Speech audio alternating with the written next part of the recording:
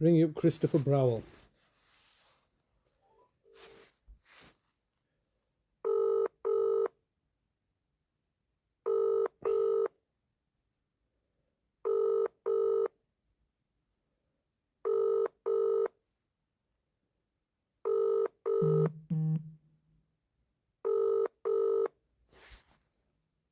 This is the Vodafone voicemail service for 07769247196.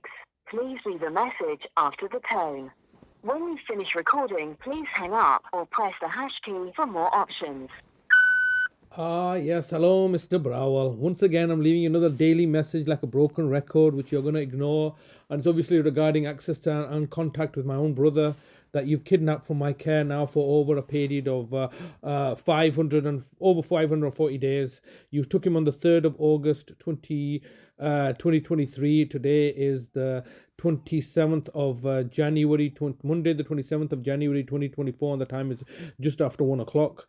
And once again, leaving yourself another daily message asking you to engage with me to let me know where my brother is before you all end up murdering him off as you've murdered off my mother and older brother and father previously. All I'm asking you to do is engage with us because you're presently violating my brother's rights, human rights, clearly every single day. And you seem to be just oblivious to this fact, and then you just carry on regardless, knowing the fact that nothing's ever going to happen to you. You're all just going to collude and conspire together as social workers, police, courts and tribunals, judges and solicitors and barristers, all just going to all collude together and cover up your own failures and abuses of power, and look to throw me under the bus as you have been doing for the last 25 years or more. 24 years in my case, but more than 40 years in my family's case. Also, you can continue to perpetuate the lies and deception that you are egalitarian and benevolent and doing all that you're supposed to be doing, when the reality is that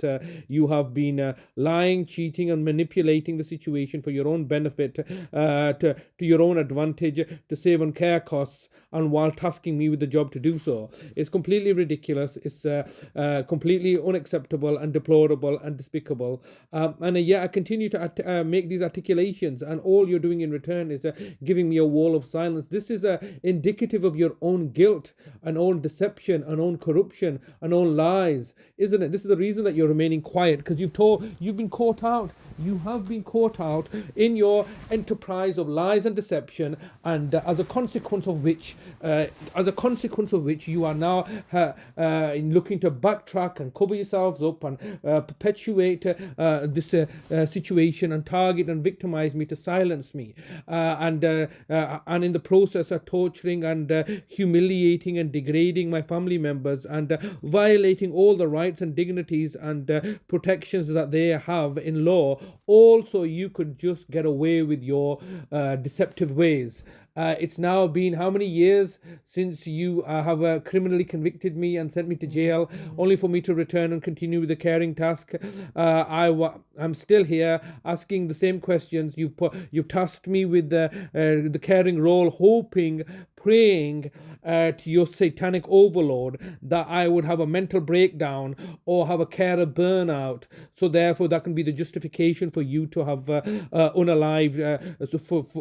for you to have the justification to send me to prison after I may have unalived my family members. I never unalived anybody, did I?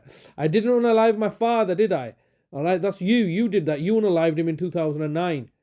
I didn't unalive my big brother Nazim, did I? No, that was you again, wasn't it? He was in a care home under your control. You had thrown him off a 3-story building and then eventually 11 years later murdered him off. That was you, wasn't it? That wasn't me. He was not even in my care and custody. Nobody died in my care and custody. My mother, who once again you would forced out the care home that I was operating under, and ended her life forcibly giving her a COVID vaccine of the scamdemic that we would have nobody else would have ever taken. But you forced her to do that, and you killed her off too, didn't you? So that's another person that you've murdered off. And now look at my brother Talib. All right, you're just working with all the family, with all my estranged relatives and family, working or orchestrating to come together so that you could end his life and say, but he's got some money, so the First of all, you need to liquidate all his assets, don't you, before you can kill him off. But you've already started the process. My brother never had diabetes. You've forcibly given him diabetes medication to debilitate him. You're medicating without his consent and permission. You have no legal basis to do so. There's no legal framework in place.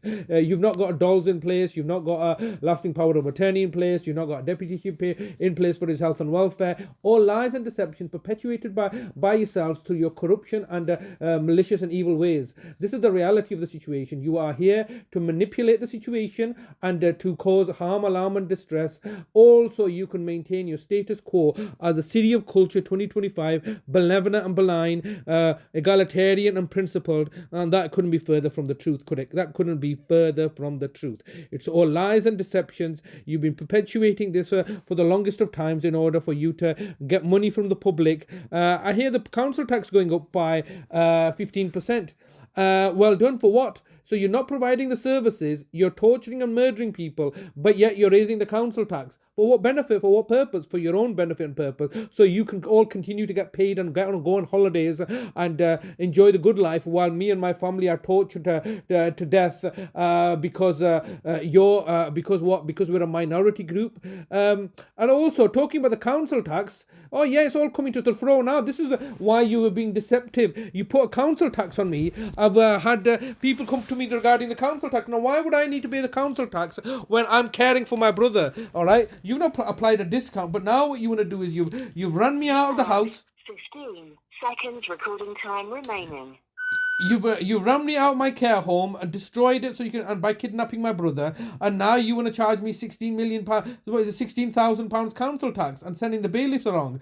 How dare you? You know how despicable. You know that you haven't paid me my charges yet. You remember in January 2018 I told you my care cost charging policy. I've told you before that as well. Your recording time has expired. Lies. To leave your message, press 1. To review message, press 2. To re-record message, press 3. To cancel message sent. Okay, so the message sent. So the message sent to Christopher Browell is recorded. They're all gonna listen in, and then they're gonna not do anything because that's how they operate. They have commoditized negligence and neglect. They have commoditized and made profitable negligence and neglect, so that they can continue to perpetuate the lies and perpetuate the present order, which is serving their agenda, and let people suffer in pain and misery and die. And then they can just claim that, oh well, we didn't know what we were doing. It's the government's fault. The government doesn't give it. The government's not giving us enough money, and the government's not giving us enough power and rights. So it's all the government's fault. Throw the government under the bus, just some vacuous entity like the government, and we will continue to be act negligently and neglectful, because there's no accountability or transparency or any of these stuffs. They're just lies.